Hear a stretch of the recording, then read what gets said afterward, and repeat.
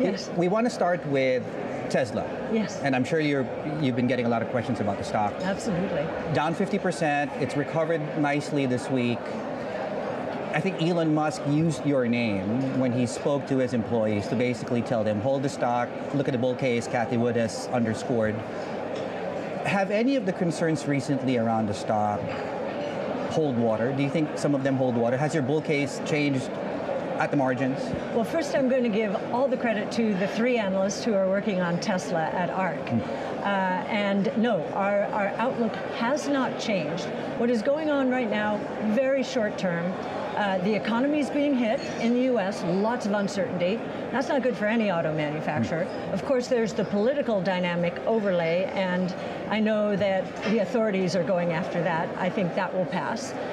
We also have the Model Y refresh, and we understand that the orders for the Model Y refreshed are going very strongly. I won't get mine for a very long time. They have a new low-cost car coming in the second quarter, which in the United States I think it could sell for $30,000 or less. There's pent-up demand for that. So we've got a lot of rubber bands stretching, and the most important one of all, of course, is robotaxi. And Elon has announced that Tesla will launch its robotaxi service commercially in Austin, Texas in June. That is when analysts are going to have to put into their models what a robotaxi service is. And it's a software as a service model. Right. Very high margin, 80% plus for the platform companies, whereas the electric vehicle is 15, 20, 25% gross margin. So we think that robo-taxis will account for 90% of the value of the company in 5 years. And we're on record saying we believe in 5 years the stock will hit $2,600. And that's not even including humanoid robots, which are now moving into the Tesla ecosystem much faster than even we expected. So more than a tenfold increase just from robotaxis. So.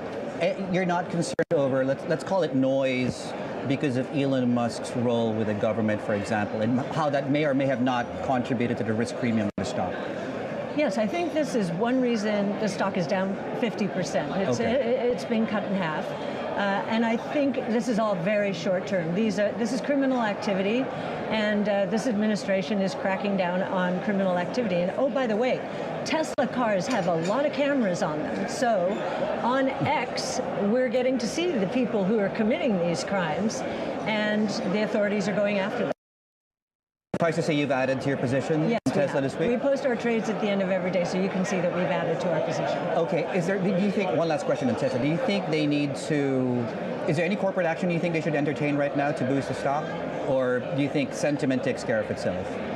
I think these launches, the Refresh Y, the low-cost car, and robotaxi, those three, and there is one other thing, and this is more macro comment. Sure. We think the economy is getting hit by a lot of uncertainty. And I think a lot of people are scared for their jobs in the U.S. Anyone involved with the government, so federal, state and local, or quasi-government in the healthcare and education space, that could be as much as 30% of the labor force in the United States. And then we've got AI as another layer of uncertainty. We're seeing middle management teams actually being let go because of the productivity gains associated with AI. Their bosses can handle more and more and more over time. So that's another source of uncertainty, but we think that is going to play out positively longer term. Technology and breakthroughs in technologies are always associated with new jobs that we can't even imagine. Right. I want to ask you now, let me pull in the China factor here into the Tesla story. And one of the, I think, more common observations that we've heard from analysts in this part of the world is that Tesla in China as a final market currently has a somewhat inferior product compared to the competitor. Is that an argument that you buy? Well, if you look, it depends on what you mean by inferior. So we're looking at the BYD cars, and they are fabulous in terms of, from what we can see, fit, finish, design. If you look at metrics like range and power for a given price, Tesla is still very competitive, if not the most competitive, depending on the model of car. Right. But, There's nuance there. Yes, but BYD is, from a cost point of view, moving down the consumer electronic battery cost curve, just like Tesla is. So actually, we think it's great. We think competition is great, but more important for new kinds of technologies is scaling those technologies, which both Tesla and BYD are doing. And when unit growth increases, costs come down even more. So we think Tesla and BYD are both in the lead from an EV point of view alone. If you layer in robotaxi, of course, BYD is not seizing the moment there, at least not yet. Okay, I know I said one last question on Tesla. You opened one door. Very quickly, worst case scenario. Let's extrapolate worst case scenario.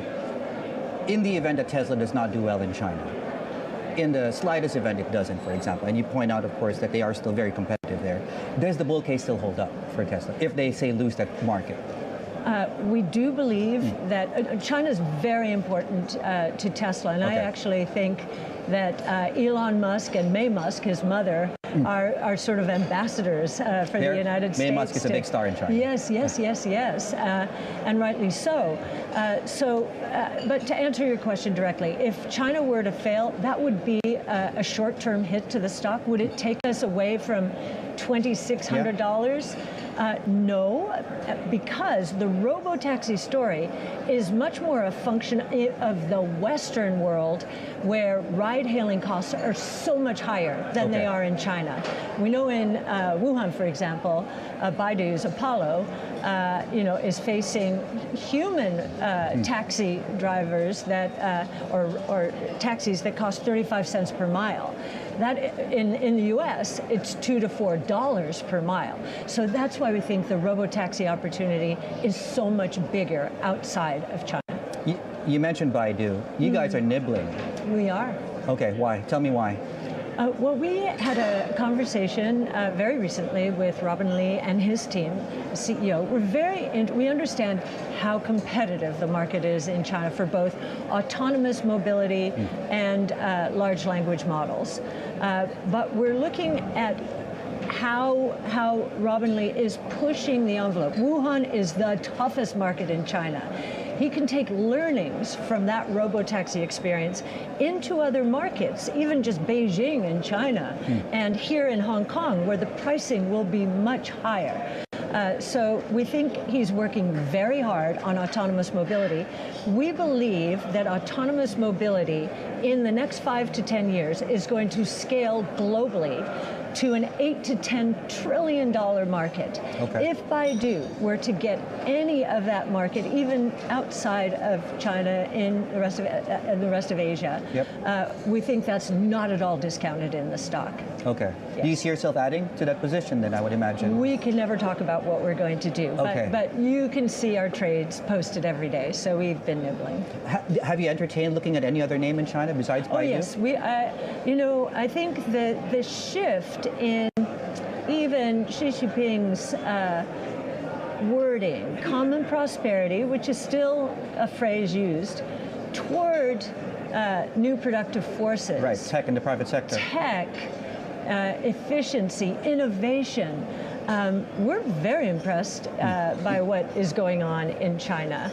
And of course, there was the DeepSeek moment, which for China, or it was the equivalent in China for the rest of the world, that ChatGPT was in late 22, I think. So that was a big wake-up call. And one of the things we learned, so interesting, is that yes, they may have done it less expensively, maybe much less expensively. We're not quite sure about that. But the algorithm, very creative. It had not been created in the West. This is from China. it is open source. So now everyone is starting to use it. They say, we love that idea, and we're copying it. So what we've also learned and did not know until we started studying this open source movement here in China is that it really started a decade ago because a lot of software providers from the Western world were not providing their software to China out of fear of IP theft. So China said, okay, let's do it ourselves and move open source. I love open source.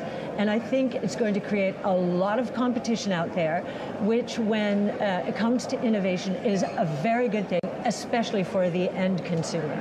And as an investor, there's a notion that it nullifies the US AI story because of the DeepSeek moment. Well, I think two-part question. Do you buy that narrative? And second, the notion that a US and Chinese tech bull market cannot coexist parallel and simultaneously. Do you also have any thoughts on that? Well, I would disagree with the latter altogether. I think innovation is thriving in both countries. It's going to be great. The competition will be great. We're going to both be better because of competition. And in terms of spoiling the AI model for Western companies, we are studying, does the model in China where you bundle the software into the hardware and the hardware is lower cost and it is all lower margin, is that going to disturb some models? Possibly. But if you look at closed source models in terms of performance versus open source models, even with R1, the closed source models are still better and we have this up on our website. What's interesting about open source, so while the closed source performance has been increasing consistently, and we've seen some breakthroughs recently, what you see from open source performance, as we're able to measure it, is the slope of the performance is actually steeper of the performance improvements. So we're very interested to see if open source is going to break into the performance territory that closed source has now, right? So jury's still out. Yeah, the jury's still out. But AI, we think, is an enormous opportunity for both countries. Quick final question for you. I can't let you go without a macro question. Outlook for the S&P 500 the next 2 quarters. Is it going to remain volatile? Are we going to retest the top, for example? First of all, I think in the United States, we are in a much weaker economy than most investors, maybe even the Fed, understand. And that's because of what I described earlier, this seizing up by consumers saying, I don't know if I'm going to keep my job. So we think that the economy is going to be weaker, inflation is going to be much lower than many people expect, and that the administration and the Fed are going to have more degrees of freedom in the next 2 quarters than most investors think. And we think that's a recipe. We think the market's discounted all of the uncertainty. I shouldn't say all, you never say that, you never know. But a great deal of the uncertainty. And we think that the next move, and it may have just started, is understanding that this administration, from a deregulation, tax cut, and interest rate point of view, has a lot more freedom than many people now understand. Right.